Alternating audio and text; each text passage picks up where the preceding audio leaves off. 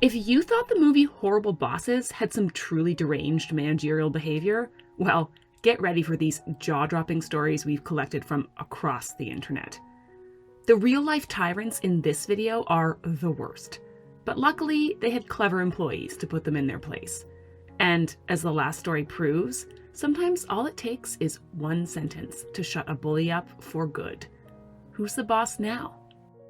My supervisor is a real piece of work. He takes micromanaging to the next level. His favorite pastime during his shift is strolling around, demanding everyone tucks in their shirts. A couple of days ago, on my birthday, I came into the office and my friend shouted, "Happy birthday." It was loud enough for the whole office, including my boss, to hear. Turning towards me, I thought my boss was about to wish me a happy birthday. But nope, his words hit me like a train. What he said was, "Yeah, could you tuck in your shirt, please?" He even acted it out with his hands, miming tucking in a shirt. My hands were completely full at the time. I responded, "Sure, I'll just drop off my stuff at my desk and then tuck it in." So I made the 7-second trek to my desk to offload my stuff. But before I could blink, my boss was behind me, snappishly repeating, "Tuck your shirt in." After hurriedly tucking it in, and as he briskly passed me, I said, "My bad, I just needed to put my stuff down." But he seemed not to hear me and carried on. He was strutting around as if he scored a victory. But I was about to turn the tables. In record time, I whipped out my HR manual and scoured it for the shirt tucking rule. My eyes widened. To my surprise, all shirts had to be tucked in, with one exception. Hawaiian shirts didn't need to be tucked in. That day after work, I went to Walmart and picked up a stack of 10 of the loudest Hawaiian shirts I could find. I wore one to work the next day. My boss gave me the once-over and glared, but he couldn't say a thing. The moment of victory was sweet. When my coworkers asked about my eye-catching new shirt, I joyfully shared my little loophole discovery. The next thing you knew, half the office was donning Hawaiian shirts, driving my boss up the wall. There's really nothing worse than getting micromanaged at work, but to top it off, getting nitpicked about your clothing can really make you feel like you're back in kindergarten. I absolutely love that this dude was able to even the score.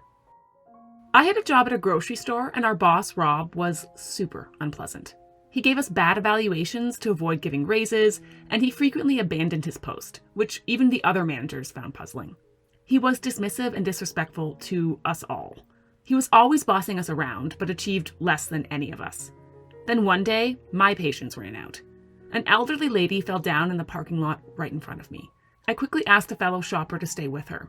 I then hurried inside to inform the store manager, seek help from a pharmacy worker, and grab a water bottle from our lounge. Once everything was sorted and 911 had been called, I even assisted her back to her car. After the incident, I got a customer compliment. You can exchange these for a free sandwich if the manager approves. But Rob denied me this reward. His exact words had me fuming. "It's not extraordinary, it's your duty." I was so irritated that I punched out for a break and bought my lunch. While in line, a cashier mentioned the incident and sarcastically referred to Rob as the hero of the day. In response, I joked, "Yeah, more like Rob the Major Jerk."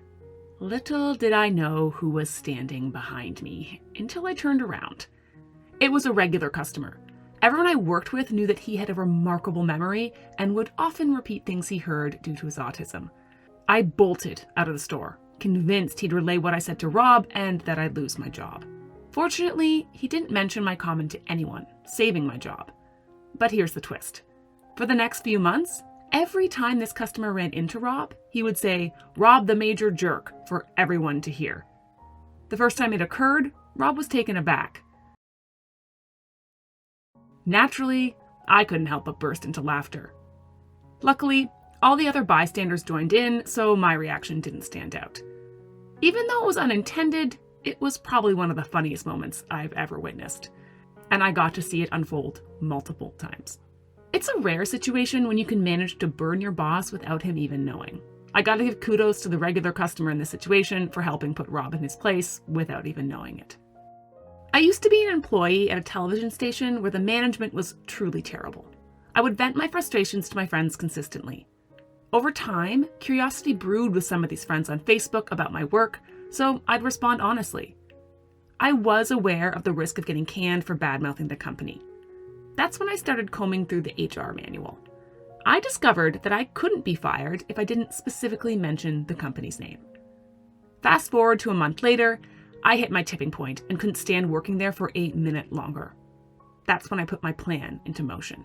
I had no idea if it would work or not, but there was nothing to lose by trying. I did the unthinkable. I vented on Facebook about the horrors of my job without calling out the company directly. The next day, my superiors fired me. But of course, there was something that they didn't know.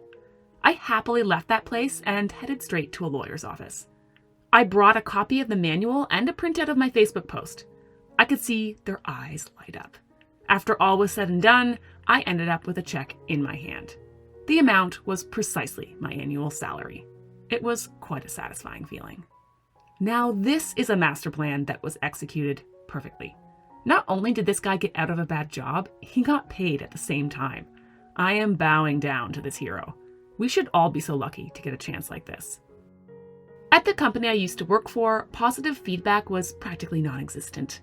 Once, a colleague even asked, "Can't we say something kind just for once?" The blunt response to that was, "That's not our job here." For 5 exhausting years, I dealt with this toxicity until, finally, some colleagues who had long-standing personal grievances against me got promoted and assembled a case to demote me from my position. Thankfully, another coworker clued me in on their shifty plan. This allowed me to start job hunting and secure a new position before I was officially let go. The plan was to confront me on a Tuesday at 11 a.m., but thankfully I received my new job offer at 9. They were in for a huge surprise. I handed in a simple resignation that said, "I am stepping down from my position." I also declined an exit interview and showed them state and federal laws proving that I was not obliged to participate. Their response was deranged. Although they were eager to get rid of me, it outraged them that I had acted first. To my surprise, their plans for me were even more insidious than I'd initially thought. They intended to place me under a doomed-to-fail improvement plan. See, they still needed to use my skills throughout the summer season. Well, I got the last laugh. I gave them 2 weeks, but I knew they wouldn't want me on the premises another second. They'd still have to pay me until the resignation date, which meant I got my annual profit-sharing distribution. Now I'm working fewer hours and earning more, surrounded by colleagues I genuinely like. On the other hand, my former company laid off 10% of their workforce and cut the remaining staffers' pay by 30%. I love this story. Nothing feels better than outsmarting both management and shady coworkers and coming out on top. I might be going too far by saying this, but I really think they got what they deserved here. When I was juggling school and a job, I often got to work from school 10 to 20 minutes before my shift. My supervisor sometimes would need a hand with a task, stowing something, or picking up the phone before I officially started. But within a few months, this now and then became a daily routine. After going along with this for several weeks, still punching in at the usual 3 p.m., I thought it was only fair to get paid for those extra minutes I was putting in each day. I didn't know what an ordeal this would cause. I gathered the courage to address this less than an hour into my shift. My boss exploded at me. He tossed the employee handbook at me, loudly declaring that I was only permitted to clock in 5 minutes before or after my shift. So I decided to push back and make up for lost time, quite literally. From that day on, I made a point of checking in exactly 5 minutes after my shift was due to start, no matter how early I arrived. We were paid by the hour flat. Fast forward 3 months of my boss grumbling about my punctuality problem, but not actually addressing it because of the employee rules. Well, karma caught up with him. They downsized, and he was fired. My next boss was so much nicer, and never expected me to work off the clock. My favorite saying is, play stupid games, win stupid prizes. You can't expect to take advantage of someone's time and berate them when they push back and get away with it. Karma is always going to come back and bite you, even if it takes a while. I love being a nanny, don't get me wrong. There's just one problem. It's that your boss is always just a mom who's never had to supervise anyone before. This can go one of 2 ways. They can be way too laid back to the point where you have nothing to do, or way too demanding. At my first position as a nanny, my then boss didn't seem awful. However, as time went by, she continually added more tasks to my plate. Suddenly, I wasn't just looking after the baby anymore. I was also acting as their housekeeper, but without a pay raise. Eventually, it felt like I was her personal assistant. With her newfound authority, she took full advantage, and not in a good way. Being just 19 at the time, it was challenging for me to realize just how bad things had gotten, as it had all happened so slowly and gradually. Then one day, she fired me, only to come crawling back a few days later when she realized no other nanny was going to let her overload them with work. So she asked me to come back. I said yes, because I loved the kid, but then the job got so much worse. I was handling everything in their house, from minding the baby to washing the mom's personal garments. She even provided me with a uniform, which I would be criticized for if it wasn't maintained to her standards. She even told me what makeup to wear. Then, when she got pregnant again, she made a request so disturbing, it's unforgettable. She proposed that I become a wet nurse for them. That was the final straw. I quit. She got so upset that she showed up at my house one day, but I never went back. Now you can't see me, but I'm basically white as a sheet and terrified after reading this one. How deranged do you have to be to try and recruit your teenage nanny to be a wet nurse? I'm glad this girl got out of there fast, because who knows what other weirdo tricks this woman had up her sleeve. I was employed in a struggling IT department. At the time, our company was merging with another, forcing a drastic 50% budget cut for our department, which led to me having to let go of 6 team members. Even worse, we were still expected to cover the same workload or face disciplinary action. This led to me working practically around the clock, pulling 80-hour weeks for nearly 3 months, until I reached my breaking point.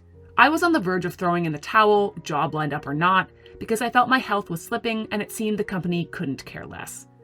However, just a day before handing in my notice, I happened to read the staff handbook. That's where I found an interesting rule about resignations. It said an exiting employee could take any unspent vacation time right away, because the company wouldn't pay it out later. In their view, it was a misguided way to save money. Well, that was all the encouragement I needed. The following morning, I stepped into my boss's office. I left my laptop, BlackBerry, and office keys on his desk and said, "I'm stepping down, and I appreciate everything. Goodbye." He was initially taken aback and then asked when my last day would be. I replied with a smile, telling him, "Well, right now. I'll be off in 5 minutes. According to our HR policy, I'm going to take the 10 vacation days accrued in my account, which is essentially 2 weeks." His reaction was priceless. His jaw nearly hit the floor. Immediately, he was on the phone with HR while I merrily started to pack up my things. Unfortunately for him, the HR team confirmed the policy. I later learned that they amended the policy after my departure. Sometimes it's not enough to just walk away from a terribly managed workplace. Sometimes you gotta screw them over on your way out. I love the idea of finding one simple loophole that fits perfectly in your plan and throws everything into chaos. Probably my least favorite boss was at McDonald's. Initially, we had a younger manager for about 10 months, then they introduced another from a different store. During his first week, everything was smooth, but our peace was short-lived. Inexplicably, he moved a teen girl from her usual post at drive-thru to grill cooking. She'd never spent a minute on the grill before. That first day, she unintentionally splattered grease onto her shirt. This made the manager extremely furious, and his reaction was uncalled for. He told her, "You look like a pig. Either tidy up or leave. You can't just get grease out of fabric in the middle of a shift." Upset, she left in tears. The following day, another young worker, visibly fatigued from a 3-hour marathon shift, asked for a water break. The manager refused. So the kid said he was going to drink from the back room sink. The manager said he'd send him home if he did. That was it. I couldn't stand to watch him treat innocent young employees like that anymore. I snapped. I firmly told him off and walked right out of there. I never returned. I kept in touch with a few coworkers though, and about a month later, one of them excitedly called me to tell me that the manager had been fired for the way he treated employees. Bullies are the absolute worst, and I can see why this guy lost it after watching his boss pick on young, vulnerable employees. He may not have gotten to keep the job, but hey, at least the jerk got fired in the end. Once, I worked at Comcast with the dream of climbing the corporate ladder. Being new to the professional world, I thought that helping my boss would help pave my way upward. I was so wrong. I undertook all her tasks, from arranging meetings to handling paperwork. What was she busy doing? Playing games on her iPad. This setup was our norm until one day I lost my cool with a client, which was out of character for me. I admitted my mistake and was ready to face the music. My boss took this as an opportunity to chastise me publicly before higher management. She replayed my mistake over a 90-minute period, pausing periodically with remarks like, "How could you?" By the end of the session, I was distraught. That's when she capitalized on my vulnerability, using it as leverage to prove my incompetence while making herself appear like the good boss who was guiding me. I was then issued a final notice. Another mistake within the given year would result in termination. Human resources and colleagues from management were of no help. My supervisor, however, continued to demand that I do her work. I was hurt and angry, but I chose to channel my anger. I went back to school to finish my degree, and I did an internship. This was all alongside my full-time job at Comcast. As a student and an intern, I prioritized my normal responsibilities over fulfilling my boss's requests, excusing myself from late-night work and additional reports by citing schoolwork and internship duties. I also started maintaining a minimum distance with her, replying only to work-related questions and ignoring unnecessary group emails. This went on throughout my probation period, during which I intentionally kept my sales figures low. I had a good reason why. It was not enough to get me fired, but significant enough to prove my disinterest. This did impact my commission, but I had a bigger goal.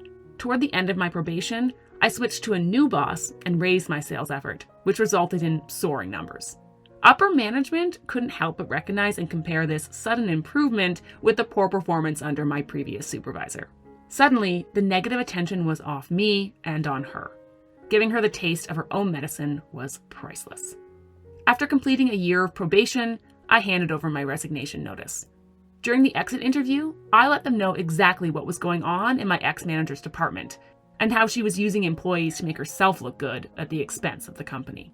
Sadly, when you're young and starting out your career, it can be a devastating blow to learn that your first big job really isn't going to be the stepping stone you dreamed it would be. But hey, I love what this person did. After all, what better way to get over it than by getting revenge on the boss who disappointed you in the first place? I once held a position where my client accidentally revealed what they were spending for my services. Shockingly, they paid more in 1 month than what I'd get paid in a year. So I approached my boss asking for a raise. Their reaction was infuriating.